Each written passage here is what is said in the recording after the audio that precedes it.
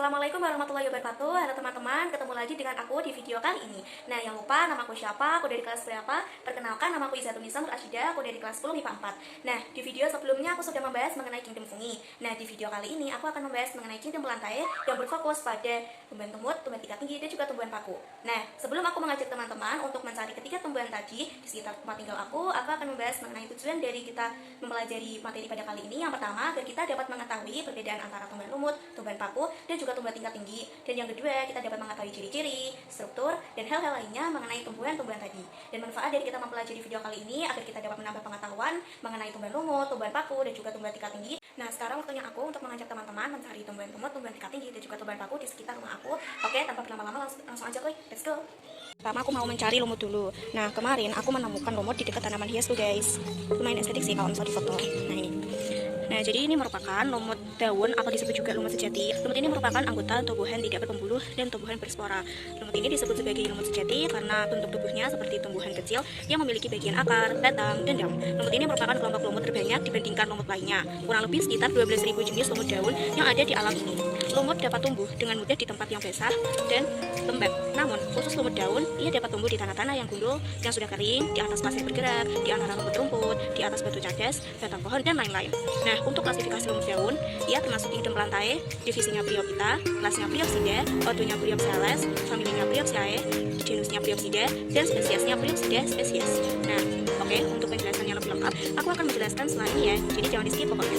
Jadi lumut daun atau lumut sejati atau Bryopsida atau nama latinnya itu musci adalah anggota tumbuhan yang dia tidak berpembuluh dan ia berspora. Contoh dari tumbuhan lumut daun ini yang pertama adalah Sphagnum spesies, yaitu lumut gambut. Kemudian yang kedua itu ada Bryum spesies, hidup di daerah seperti tembok dan juga batu-batuan seperti yang aku temukan tadi. Dan yang terakhir ada Aerophysis longissima, yaitu dia hidup sebagai epifit di hutan.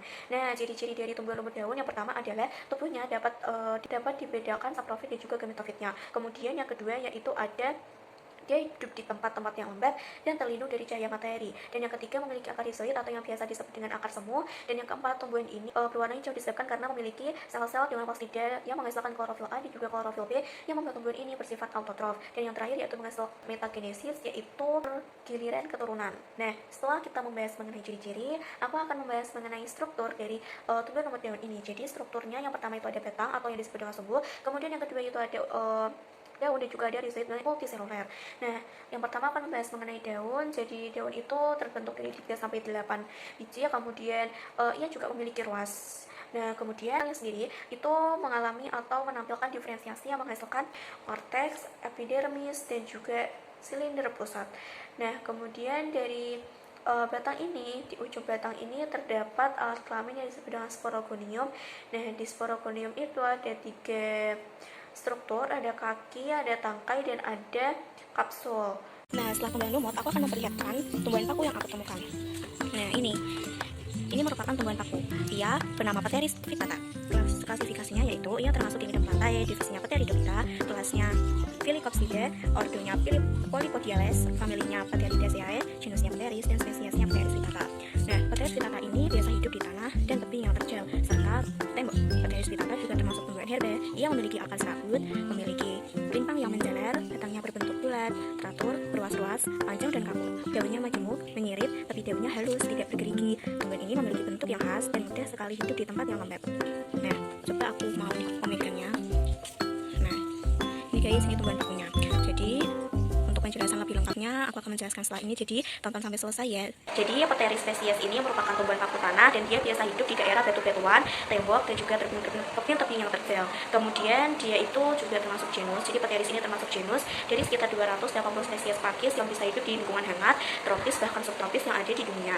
Nah, kemudian ciri-ciri dari Pteris vittata ini yang pertama yaitu, jadi Pteris ini biasa hidup di daerah batu-batuan atau di daerah tebing-tebing yang terdapat pada sungai yang menyukai kelembapan. Kemudian yang kedua, rimpangnya itu menjalar di permukaan batuan dan akar-akarnya itu masuk ke celah-celah batuan tersebut. Kemudian yang ketiga, ia termasuk herba atau agak berkayu. Dan yang keempat, daunnya memiliki bentuk yang khas yaitu ental atau frond. Kemudian yang kedua mengenai struktur dari Pteris vittata ini, yang pertama adalah akarnya. Jadi akarnya itu serabut dan tidak bercabang atau monopodial. Nah, kemudian yang kedua, akarnya itu juga tipis, kasar, serta berwarna coklat. Kemudian batangnya, yang kedua itu batang. Jadi batangnya itu berbentuk bulat beralur secara longitudinal. Kemudian yang kedua, batangnya ini juga berluas-luas panjang dan kaku. Dan yang ketiga, permukaan dari batangnya ini sendiri halus, namun tidak semua paku-pakuan itu memiliki permukaan batang yang halus. Kemudian yang keempat, pada batang ini dia tidak memiliki rambut. Dan yang terakhir, memiliki ukuran batang sekitar kurang lebih 40 cm dan juga diameternya kurang lebih 25 cm.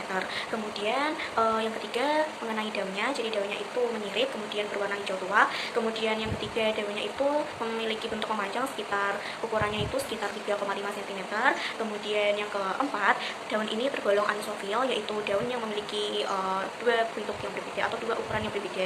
Nah, kemudian potensi wisata ini juga termasuk dimorfisme. Jadi dimorfisme itu adalah antara sporofil dan juga tropofil. Dalam satu individu itu berbeda bentuk atau ukurannya. Jadi daun tropofil itu digunakan untuk proses fotosintesis, sedangkan untuk daun sporofil itu digunakan untuk penghasil spora. Nah, selanjutnya aku akan mengenalkan probiotika tinggi yang aku temukan tepat di depan rumah aku, yaitu ada tumbuhan mangga atau nama latinnya itu Mangifera indica. Jadi pohon mangga ini termasuk tumbuhan dikotil sebenarnya ya guys. Jadi tumbuhan tingkat tinggi itu banyak, ada semua yang masuk monokotil, dikotil, angiosperme dan gimnosperme itu masuknya tumbuhan tingkat tinggi. Nah, makanya tumbuhan mangga ini termasuk tumbuhan tingkat tinggi karena ia masuk ke dalam tumbuhan dikotil. Nah, untuk klasifikasi tumbuhan mangga, dia termasuk Hydropantae, kelasnya Magnolia, ordonya Sapindales, familinya Anacardiaceae, genusnya Mangifera, dan spesiesnya M. indica. Nah, kita lihat lebih dekat aja, mau memegang batangnya yang berkambium. Nah, ini guys, jadi batangnya itu berkambium. Ini daunnya. Nah, oke guys, untuk penjelasan lebih detailnya lagi aku akan menjelaskan setelah ini, jadi tonton sampai selesai ya. Jadi tumbuhan mangga atau yang disebut dengan Mangifera indica L merupakan salah satu tanaman yang bermarga Mangifera. Ia ditemukan di daerah India dan juga Burma. Pada umumnya tanaman mangga ini tumbuh di daerah-daerah tropis, dibudidayakan di daerah-daerah tropis, dan juga ia memiliki jenis-jenis yang berbeda-beda. Contohnya seperti ada mangga mana lagi, kemudian ada mangga yang kedua itu ada mangga aromanis, dan yang ketiga itu ada mangga gedong dan juga ada mangga lainnya. Nah, kemudian ciri-ciri dari mangga ini, tumbuhan mangga ini sendiri, yang pertama itu memiliki sistem perakaran yang tunggal, kemudian memiliki batang yang berkayu dan juga berbentuk bulat. Kemudian yang ketiga memiliki daun, jadi daunnya tersebut itu tunggal tanpa anak. Kemudian yang keempat memiliki bunga majemuk yang setiap rangkainya itu ada bunga jantan dan juga bunga hermafrodit. Yang terakhir memiliki buah. Nah, buah tersebut termasuk golongan dari buah batu. Nah, yang ketiga yaitu struktur dari tumbuhan mangga. Yang pertama itu akar. Jadi tumbuhan mangga memiliki akar tunggang. Jadi akar tunggang tersebut, di dalam akar tunggang tersebut telah tersedia panjang hingga 6 meter. Kemudian pada pertumbuhan akar tersebut akan membuat pencairan air di dalam tanah. Nah, dari pencairan air tersebut akan membuat akar itu mengalami perubahan. Nah, kemudian yang kedua yaitu batang. Jadi memiliki batang yang bentuk kayunya itu keras, kuat, dan dia itu tumbuh ke atas dan tegak. Kemudian memiliki bentuk yang bulat dan juga disertai pertumbuhan cabang dan juga rantai. Dan di setiap cabang dan rantainya tersebut tumbuh yang namanya daun, dan daun tersebut memiliki bentuk kanopi dan juga lebat. Kemudian yang ketiga memiliki daun. Jadi daun tersebut tumbuh di mana-mana, maksudnya itu tumbuh selang-seling dan juga tumbuhnya itu mengelilingi ranting. Kemudian yang kedua, jadi daun tersebut itu tidak lengkap, maksudnya tidak lengkap karena memiliki tangkai dan juga hanya memiliki tangkai dan juga helaian daunnya saja. Kemudian yang keempat, bunganya, jadi bunga majemuk. Nah, bunga majemuk ini tuh tumbuh di tunas ujungnya, dari tunas ujungnya. Kemudian bunga ini juga berbentuk kerucut. Kemudian di kelopaknya dan juga mahkotanya memiliki 5 lembar. Kemudian yang terakhir yaitu ada buah. Jadi buah pada tumbuhan mangga ini tuh pada kulitnya terdapat kelenjar yang tebal dan juga memiliki biji yang kuat.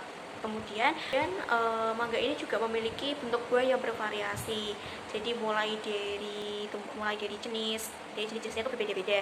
Yang keempat mengenai reproduksi. Jadi reproduksi pada tumbuhan mangga ini secara generatif yaitu dengan penyerbukan, dan yang kedua yaitu bisa secara vegetatif yaitu dengan cara pencakokan. Nah, kesimpulan dari pembelajaran kita kali ini yaitu bahwa tumbuhan lumut, tumbuhan paku, dan juga tumbuhan tingkat tinggi dapat dibedakan berdasarkan ciri-ciri, struktur, reproduksi ataupun hal lainnya. Dan sekian dulu vlog kedua dari aku. Terima kasih sudah menonton video ini sampai detik ini, dan mohon maaf jika ada kesalahan kata atau kalimat, dan jangan lupa like, subscribe, dan share ke teman-teman kalian kalau video ini bermanfaat. Thank you for watching. See you next time. Wassalamualaikum warahmatullahi wabarakatuh.